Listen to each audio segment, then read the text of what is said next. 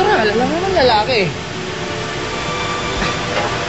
Isa siyang higante at dambuhalang chicks. Walang yan naman yung taste mo. Mahilig ka pala sa matatabang babae. Ano ka ba? Kakahiya ka naman. Eh, biro lang. Wala kang babae, pare. Ano ka ba? Nung nakilala kita, wala kang kaibigan, wala kang pamilya, wala kang girlfriend. Ang lungkot naman ang buhay mo, tol. Oo man.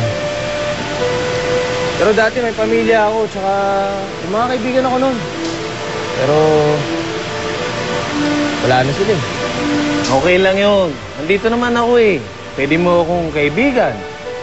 Pwede mo akong pamilya. At higit sa lahat, pwede mo akong maging girlfriend, ha? Halika rito. Ano?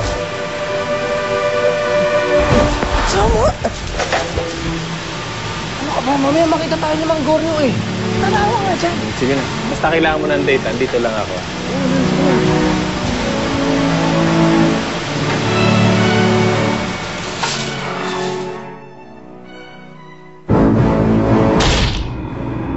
Paano ako makakalabas dito sa Tierra Gigante?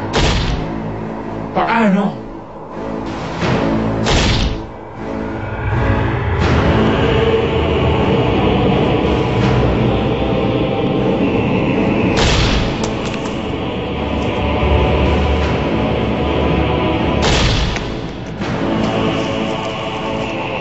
Si Abresya.